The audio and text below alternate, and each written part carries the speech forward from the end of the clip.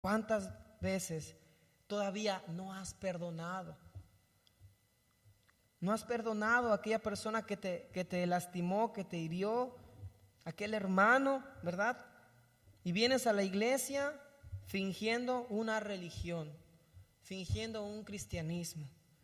Y eso es desagradable ante los ojos de Dios. El creyente es llamado a perdonar, como Él mismo es perdonado por Dios en Cristo Jesús.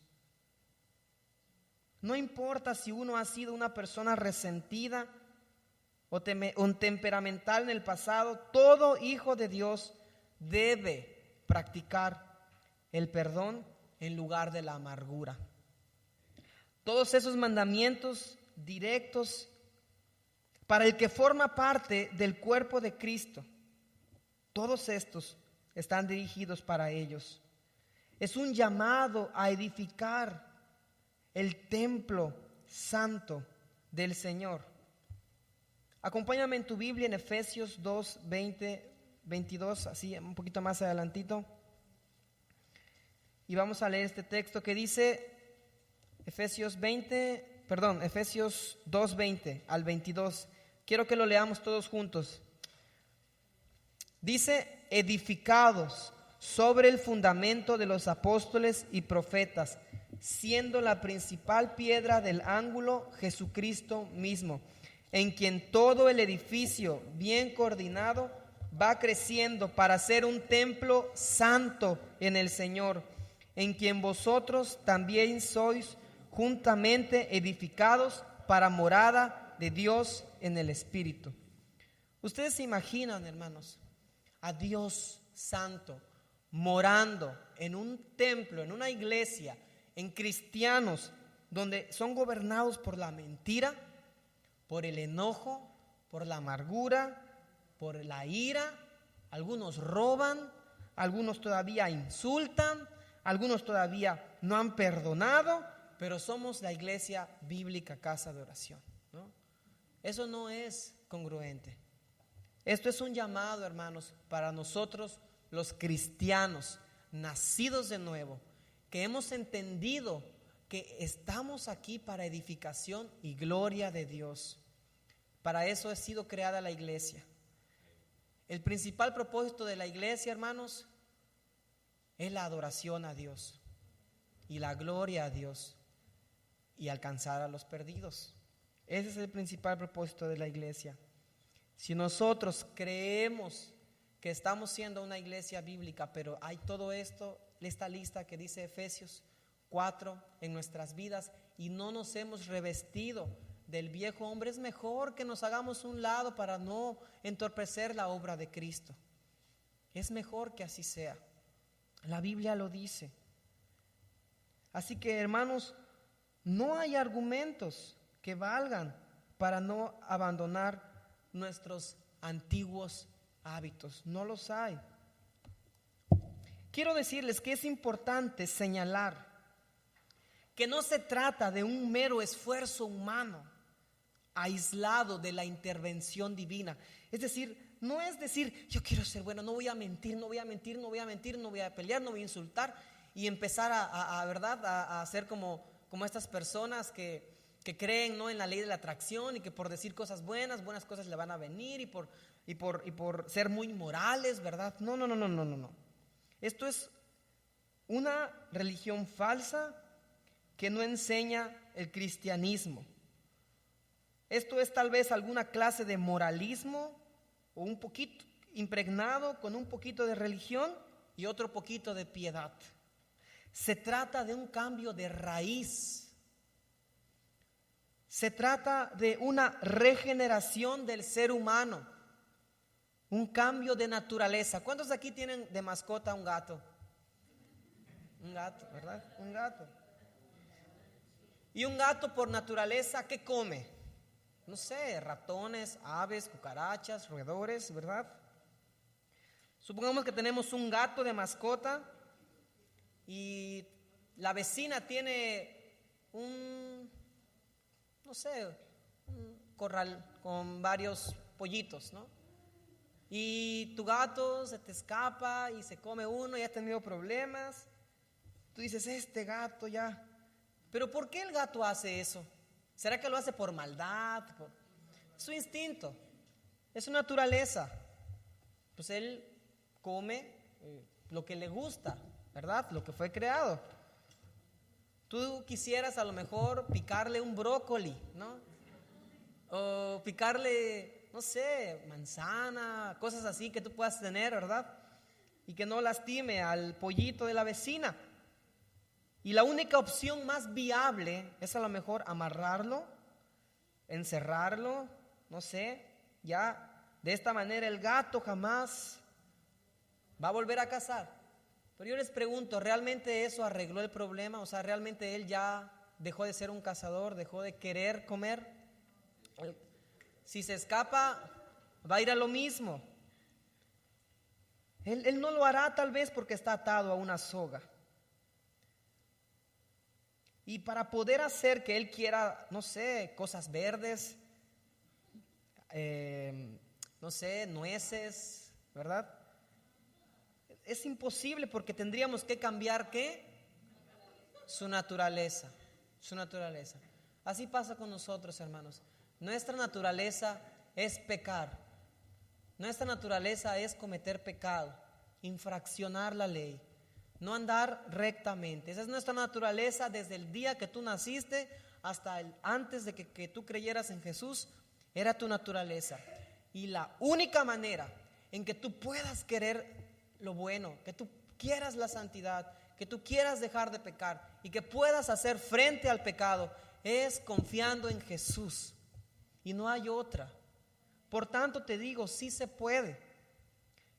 Sí se puede porque Cristo ha cambiado tu naturaleza por una naturaleza nueva, por una creación nueva. Él no hace cosas a medias. Él no hace cristianos a medias. Él dice en la Escritura que aquel que comenzó la obra, ¿qué? La perfecciona. Hasta el día de Jesucristo, hasta el día que Él te presente, tú te presentes ante su trono, tú estarás haciendo una obra perfecta. Todos sabemos este dicho, no podemos pedir peras al olmo, es verdad. Tú no le puedes decir a una persona, ya, deja de pecar, no seas malo, estás haciendo mucho daño. Aunque la Biblia lo manda, que no pequen más, dejar de pecar. Pero al mismo tiempo, la Biblia te muestra el camino, y es Jesús, y es la cruz. Los mandamientos, hermanos, no son para los creyentes y para los no creyentes. Dios dio su ley grabada en el corazón de todos los hombres para todos, mundanos, cristianos, hinduistas, todos. Tenemos esa ordenanza, ¿verdad? Dios debe ser honrado, venerado por todos. Y no todos podemos hacerlo así. Definitivamente no, solamente el poder de Dios que cambia tu naturaleza, que viene Dios y ese corazón que ya ha sido entenebrecido, esa mente que está oscurecida, ese corazón que está lleno de odio, rencor, al momento de escuchar su palabra y el Espíritu Santo obrar en ti, es entonces que tú puedes dejar de pecar, que tú puedes tener control sobre el pecado y que tú puedes dejar de desear lo malo y puedes tener control. La Biblia dice que hay una lucha constante que nunca se va a acabar. Y esta lucha, esta guerra continua está en Gálatas 5:16. Está adelante de Efesios, hermanos. Gálatas 5:16, ¿qué dice? El apóstol Pablo. Digo pues, andad en el Espíritu y no satisfagáis los deseos de la carne. Es decir, pregunta, hermanos, ¿los deseos de la carne alguna vez se van a acabar? No. Pero si tú andas en el Espíritu, si tú vives una vida en Cristo, en el Espíritu Santo de Dios, obviamente no vas a vivir controlado por los deseos de la carne.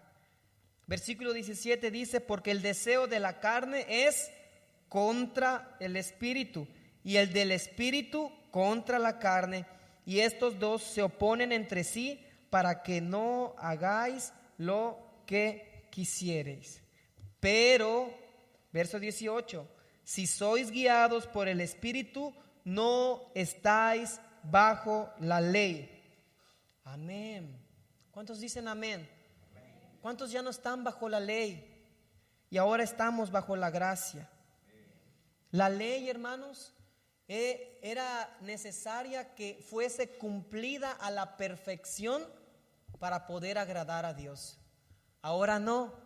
Cristo nos ha hecho justos por su muerte, por su sangre, a pesar de que aún no alcanzamos a cumplir toda la ley. Y por eso decimos, ya no estamos bajo la ley, sino bajo la gracia. Y aunque tus obras no te van a salvar, son una evidencia de que has sido salvado, de que tú eres una persona nueva, de que tú te has vestido de unas nuevas vestiduras. Ahora quiero terminar con esto, hermano. Dios no pone mandamientos que tú no puedes cumplir. Si Él te está diciendo aquí que tú dejes de mentir, que tú dejes de robar, que tú dejes de andar de acuerdo a la carne, es porque tú lo puedes hacer. Aquí Dios no te va a forzar, porque Él te ha dado una voluntad. Somete tu voluntad a su voluntad. Sométela. Es lo que tienes que hacer.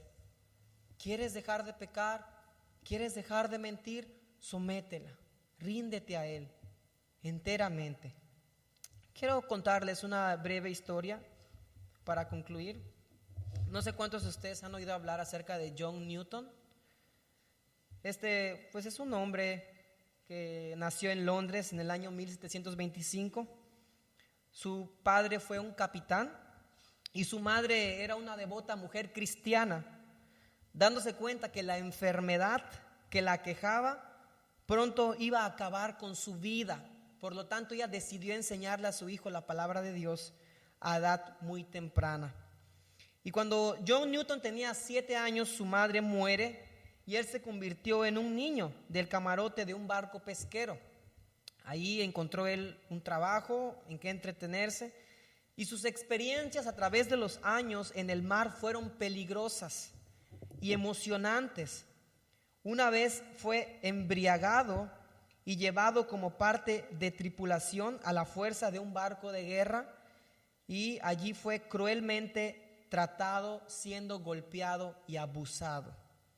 Luego de esta experiencia se enroló en un barco de esclavos, y durante todo este tiempo John viajó y vagó lejos del Dios de su madre y de la Biblia. Luego llegó a ser capitán de un barco y transformándose en uno de los más terribles y despreciables traficantes de negros. Más tarde él escribió: con frecuencia vi la necesidad de ser un cristiano solo para escapar del infierno, pero amaba el pecado y no estaba dispuesto a abandonarlo. Cada año caía más bajo en las garras del pecado, y pronto estaba en tal estado que la tripulación lo despreciaba, considerándolo solo un animal. En una ocasión el capitán se emborracha y cae del barco, y sus hombres no hicieron mucho esfuerzo para rescatarlo. Lo único que hicieron fue tirar un arpón y clavó este arpón en su cadera, y tiraron la cuerda, y de esta manera fue levantado como si fuese un pez grande. Debido a este suceso, John Newton cogió por el resto de su vida. Pero como él diría, cada paso es un constante recuerdo de la gracia de Dios sobre este desventurado pecador. Cuando hubo tocado fondo en las vilezas, sintió la miseria de su vida y se volvió a la fe que había olvidado. Entregó su vida a Cristo, y fue su devoción de tal manera grande como grosera había sido su caída. Dejó su deslenable ocupación como traficante de esclavos y se entregó al ministerio. A tiempo llegó a ser un clérigo anglicano. Además de su labor pastoral, Newton, que había sido un despreciable negrero, realizó una abnegada defensa en contra de la esclavitud. ¿Se fijan cómo es? Lo que aborrecías, ahora amas, y lo que amas, ahora aborreces. Su vida fue de inspiración para muchos, entre ellos se destaca William Wilberforce, un político inglés que luchó denodadamente a favor de la abolición de la esclavitud en el Imperio Británico, hecho que se concretó en 1833 merced al trabajo de este hombre. John Newton también escribió himnos y poemas. Sublime Gracia o Amazing Grace es en realidad la historia y testimonio de la vida de este hombre. Fue en 1779, mientras trabajaba con otro himno, con William Cowper, autor de Esta es una fuente llena con sangre, que él escribió esta gema de himnología usando como su título Fe, Revisión y Expectación. John Newton, el fiel cristiano anglicano y autor de una de las melodías evangélicas más bellas de la historia, descansó con el Señor el 21 de diciembre de 1807. Muchos de nosotros muy seguramente no vivimos una vida tan sumida en la vileza como este hombre, pero muy seguramente ofendimos a Dios gravemente con nuestra vida pecaminosa. Muy seguramente íbamos camino al infierno si no nos arrepentíamos y no estábamos cumpliendo el mayor propósito por el cual Dios nos creó, que es darle gloria a Él. Les pido que todos nos pongamos de pie, por favor. Vamos a orar.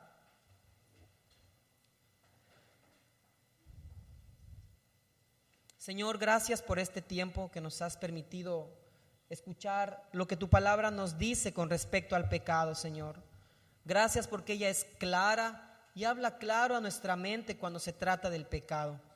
No podemos ignorar este tema, Señor. No podemos ignorar, mi Dios, que aún tenemos una batalla constante. Pero, Señor, tu gracia, tu sublime gracia es suficiente, Señor. Tu palabra nos dice que el pecado ya no se enseñorea de nosotros, Señor. Tú eres nuestro Señor, Padre. Te pido que nos ayudes, mi Dios, a corregir, a alinear a tu voluntad, Señor, lo que en nuestra vida no está alineado. Si en alguna de los pecados, Señor, mencionados hemos caído, te pido que nos perdones. Si tú, hermano, has visto tu vida narrada en estos textos que acabamos de leer, vuélvete a Cristo, vuélvete a Dios.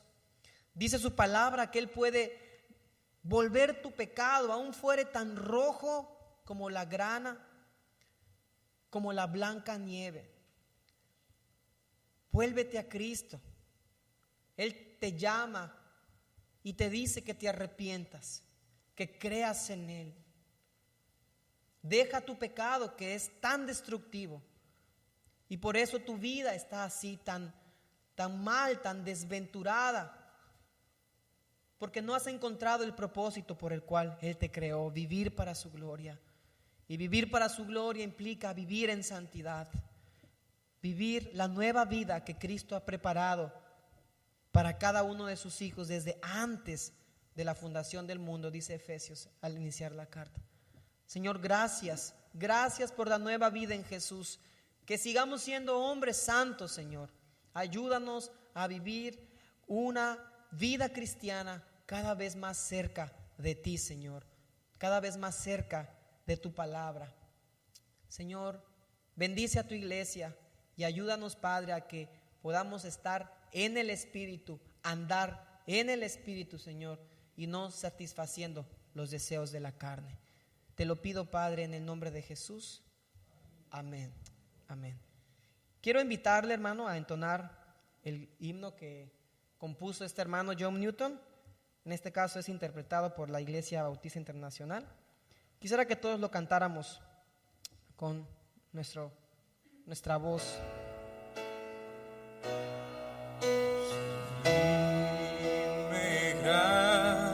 Gracia del Señor, que a un infeliz salvó.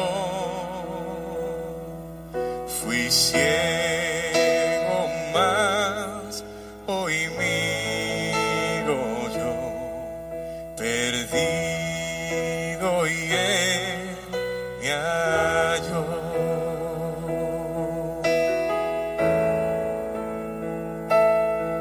Su gracia me enseñó a temer, mis dudas ahuyentó. Oh, cuán hermoso fue mi ser al dar mi corazón. Está guardado en cada peligro y aflicción. Los peligros su aflicción que yo he tenido aquí,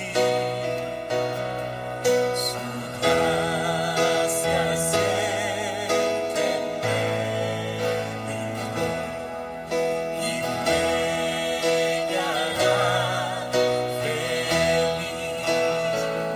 Me rescató, librado fui, Él me ha salvado, pagó por mí, su compasión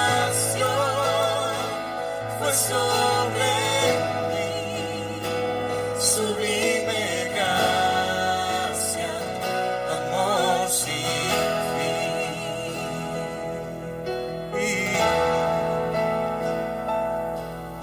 Y cuando en Sión por siglos mil brillando esté cual sol, yo cantaré por siempre allí su amor que me salvó, su amor que me salvó, me rescató, librado fui, Él me ha salvado, pagó por mí, su compasión fue sobre mí, sublime gracia, amor sin fin, me rescató, librado fui, Él me ha salvado, pagó por mí, su compasión fue sobre